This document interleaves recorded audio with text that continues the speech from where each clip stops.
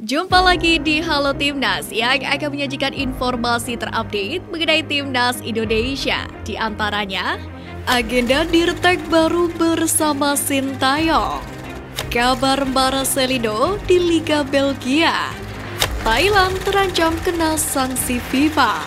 Simak berita selengkapnya hanya di Halo Timnas.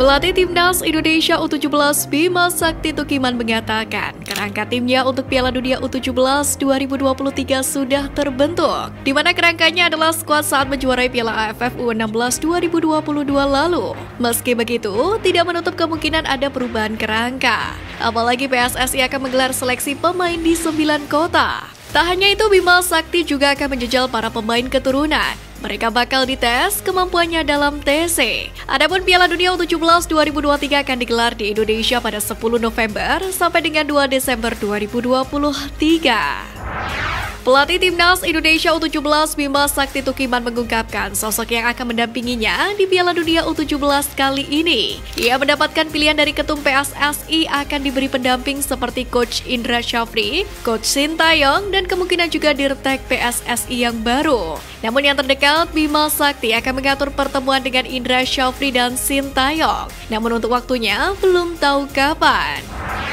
Tampil sebagai starter saat Sao Paulo mengalahkan klub Argentina Taylors pada pertandingan final Piala Criciúma U17, pemain keturunan Indonesia Brazil Welberly Scott de Halim Jardim atau Welber Halim Jardim berhasil membawa Sao Paulo juara Piala Criciúma U17 yang diwarnai gol 30 detik pada Sabtu kemarin. Dalam pertandingan tersebut, Sao Paulo menang 7-6 melalui adu penalti setelah bermain 2-2 di waktu normal.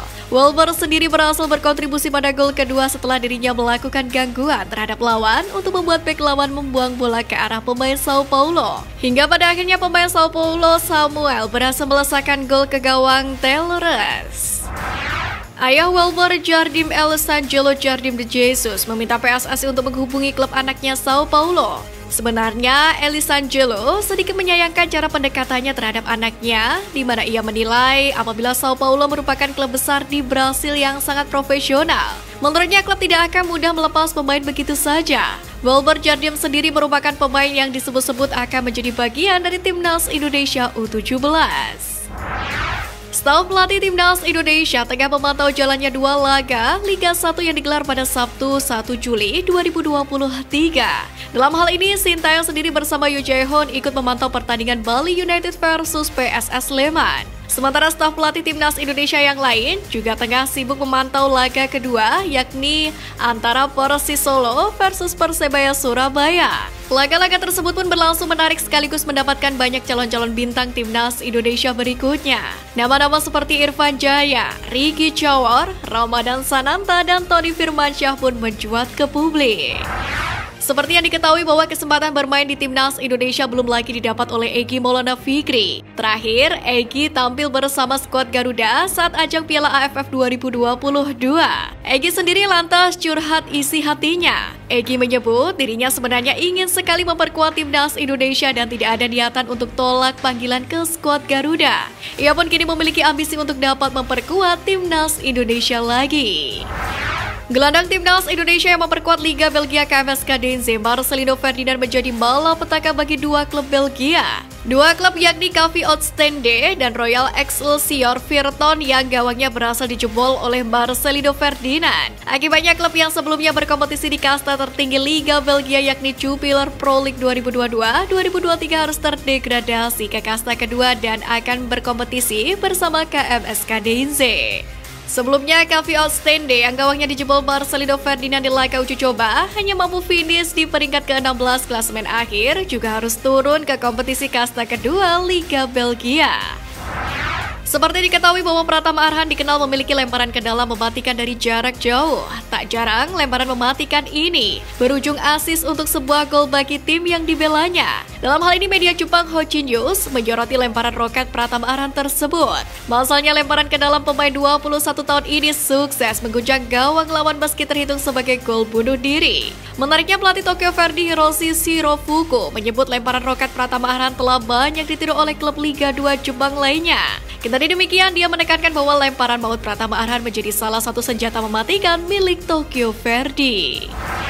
Pemain keturunan Indonesia Ilyas Alhaf menyatakan bersedia jika mendapatkan tawaran naturalisasi dari PSSI. Bahkan dirinya mengaku 100% ingin membela skuad Garuda. Alhaf sendiri sempat mencuri perhatian kala membentangkan bendera merah putih usai membawa timnya Almere City promosi ke Liga Belanda musim depan.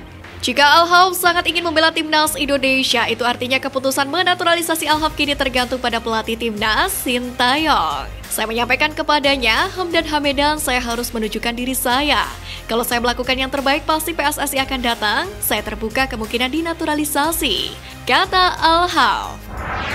Seperti yang kita tahu, Shane Patinama saat ini bermain untuk klub Norwegia Viking FK. Mengingat saat ini dia telah menjadi warga negara Indonesia, tentunya timbul pertanyaan apakah Shane memiliki keinginan untuk bermain di Liga Indonesia suatu saat nanti.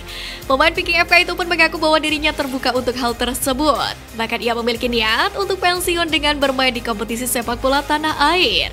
Namun untuk saat ini pemain yang berposisi sebagai bek sayap kiri ini mengatakan bahwa fokusnya adalah bermain di kancah Eropa. Shane pun optimis memiliki masa depan yang cerah di panggung Eropa. Bek tengah timnas Indonesia Elkan Bagot mendapatkan kabar buruk usai tampil cemerlang di laga uji coba. Bagaimana tidak, sebenarnya Elkan Bagot sukses menjaga gawang, Ipswich Town tetap tidak kebobolan hingga akhir laga. Kemudian pada akhir pertandingan bek timnas Indonesia tersebut pun juga sukses mengantarkan Ipswich Town menang 6-0 atas Flagstone and Walton United. Namun rupanya penampilan Elkan Bagot tersebut tak cukup menarik perhatian pelatih Ipswich Town Kieran McKenna. Apalagi posisi Ipswich Town yang baru saja promosi ke EFL Championship atau kompetisi kasta kedua Liga Inggris. Akibatnya, Elkan Bagot kembali masuk ke dalam daftar pemain yang dipinjamkan.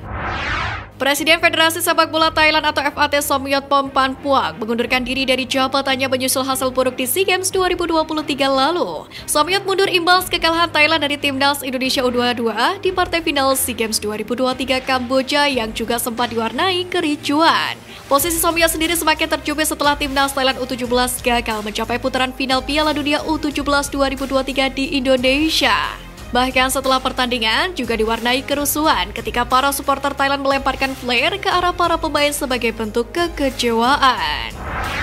Usai sang ketua umum Somyot Phompanpuak memutuskan untuk mundur dari jabatannya, FAT kini terancam kena sanksi dari FIFA. Pasalnya, Presiden Komite Olimpiade Thailand Prawit Wongsuwan yang dikabarkan memberi arahan kepada Somyot untuk mundur bukanlah bagian dari internal FAT. Kondisi itu pun bisa saja dipandang FIFA sebagai bentuk dari intervensi. Alhasil FAT bisa saja terancam kena sanksi dari FIFA.